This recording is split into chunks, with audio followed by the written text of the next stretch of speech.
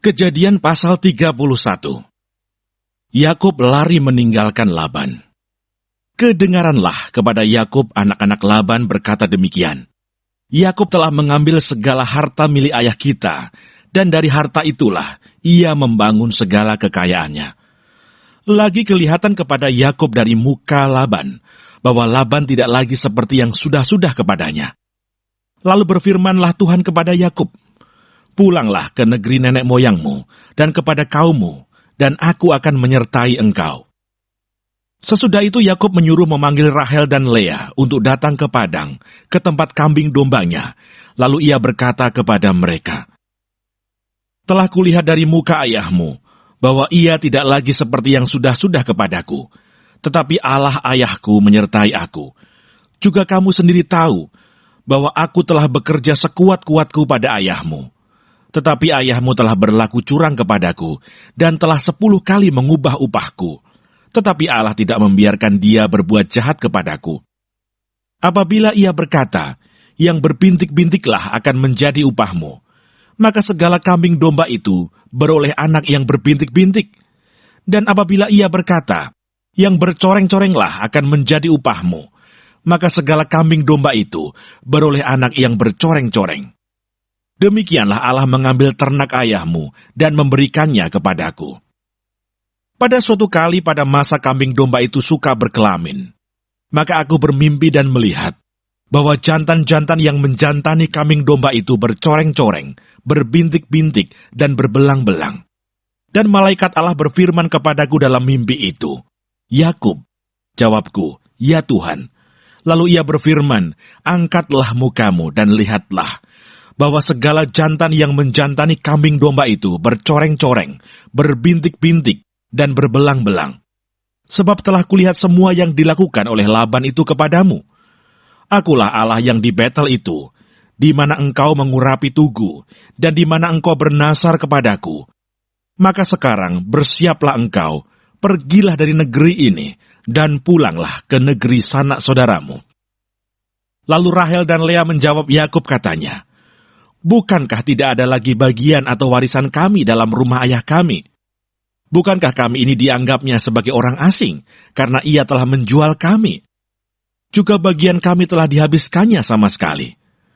Tetapi segala kekayaan yang telah diambil Allah dari ayah kami adalah milik kami dan anak-anak kami. Maka sekarang, perbuatlah segala yang difirmankan Allah kepadamu." Lalu bersiaplah Yakub, dinaikkannya anak-anaknya dan istri-istrinya ke atas unta, digiringnya seluruh ternaknya, dan segala apa yang telah diperolehnya, yakni ternak kepunyaannya, yang telah diperolehnya di Padan Aram, dengan maksud pergi kepada Ishak ayahnya ke tanah Kanaan. Adapun Laban telah pergi menggunting bulu domba-dombanya. Ketika itulah Rahel mencuri terafim ayahnya, dan Yakub mengakali Laban, orang Aram itu, dengan tidak memberitahukan kepadanya bahwa ia mau lari. Demikianlah ia lari dengan segala harta miliknya. Ia berangkat menyeberangi sungai Efrat dan berjalan menuju pegunungan Gilead. Laban mengejar Yakub. Ketika pada hari ketiga dikabarkan kepada Laban bahwa Yakub telah lari, dibawanyalah sanak saudaranya bersama-sama. Dikejarnya Yakub 7 hari perjalanan jauhnya, lalu ia dapat menyusulnya di pegunungan Gilead. Pada waktu malam datanglah Allah dalam suatu mimpi kepada Laban, orang Aram itu, serta berfirman kepadanya, "Jagalah baik-baik, supaya engkau jangan mengatai Yakub dengan sepatah kata pun." Ketika Laban sampai kepada Yakub, Yakub telah memasang kemahnya di pegunungan. Juga Laban dengan sanak saudaranya telah memasang kemahnya di pegunungan Gilead. Berkatalah Laban kepada Yakub, "Apakah yang kau perbuat ini? Maka engkau mengakali aku dan mengangkut anak-anakku perempuan sebagai orang tawanan. Mengapa engkau lari diam-diam dan mengakali aku? Mengapa engkau tidak memberitahu kepada aku, supaya aku menghantarkan engkau dengan sukacita dan nyanyian dengan rebana dan kecapi? Lagi pula engkau tidak memberikan aku kesempatan untuk mencium cucu-cucuku laki-laki dan anak-anakku perempuan. Memang bodoh perbuatanmu itu. Aku ini berkuasa untuk berbuat jahat kepadamu. Tetapi Allah ayahmu telah berfirman kepadaku tadi malam, jagalah baik-baik, jangan engkau mengatai Yakub dengan sepatah kata pun. Maka sekarang kalau memang engkau harus pergi, semata-mata karena sangat rindu ke rumah ayahmu, mengapa engkau mencuri dewa-dewaku? Lalu Yakub menjawab Laban, aku takut, karena pikirku, jangan-jangan engkau merampas anak-anakmu itu daripadaku. Tetapi pada siapa engkau menemui dewa-dewamu itu, janganlah ia hidup lagi. Periksalah di depan saudara-saudara kita segala barang yang ada padaku, dan ambillah barangmu. Sebab Yakub tidak tahu bahwa Rahel yang mencuri terafim itu. Lalu masuklah Laban ke dalam kemah Yakub, dan ke dalam kemah Lea, dan ke dalam kemah kedua budak perempuan itu. Tetapi terafim itu tidak ditemuinya. Setelah keluar dari kemah Lea, ia masuk ke dalam kemah Rahel. Tetapi Rahel telah mengambil terafim itu dan memasukkannya ke dalam pelana untanya dan duduk di atasnya. Laban menggeledah seluruh kemah itu, tetapi terafim itu tidak ditemuinya. Lalu kata Rahel kepada ayahnya, janganlah bapa marah, karena aku tidak dapat bangun berdiri di depanmu, sebab aku sedang haid.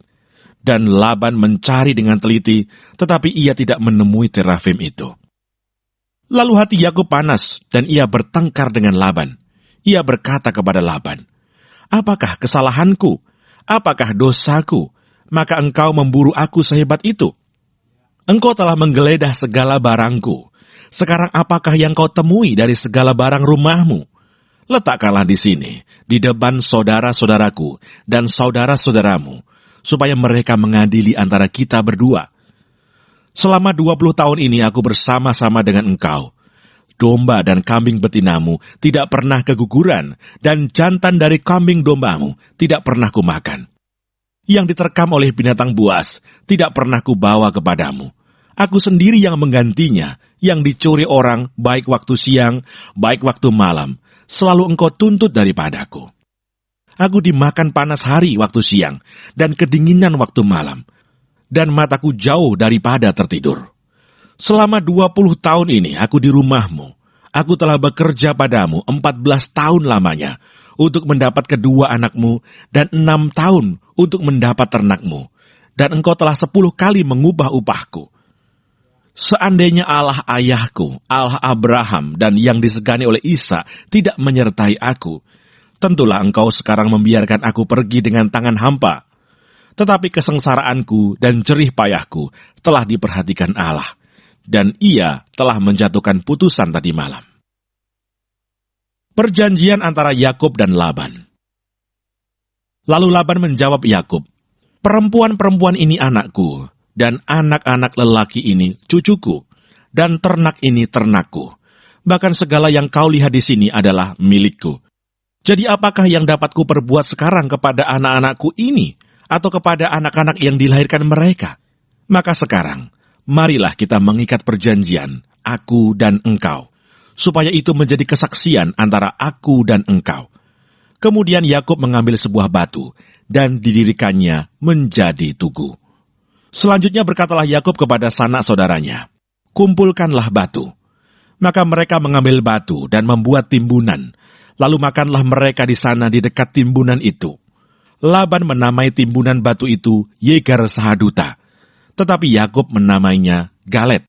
Lalu kata Laban, timbunan batu inilah pada hari ini menjadi kesaksian antara aku dan engkau.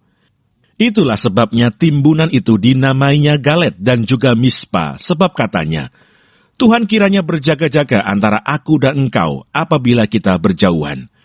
Jika engkau mengaibkan anak-anakku, dan jika engkau mengambil istri lain di samping anak-anakku itu, ingatlah, walaupun tidak ada orang dekat kita, Allah juga yang menjadi saksi antara aku dan engkau. Selanjutnya kata Laban kepada Yakub, inilah timbunan batu, dan inilah tugu yang kudirikan antara aku dan engkau.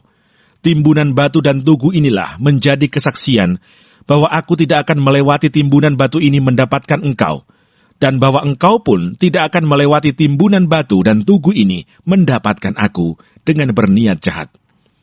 Allah Abraham dan Allah Nahor, Allah ayah mereka, kiranya menjadi hakim antara kita. Lalu Yakub bersumpah demi yang disegani oleh Ishak ayahnya, dan Yakub mempersembahkan korban sembelihan di gunung itu. Ia mengundang makan sanak saudaranya, lalu mereka makan serta bermalam di gunung itu. Keesokan harinya pagi-pagi Laban mencium cucu-cucunya dan anak-anaknya serta memberkati mereka. Kemudian pulanglah Laban kembali ke tempat tinggalnya.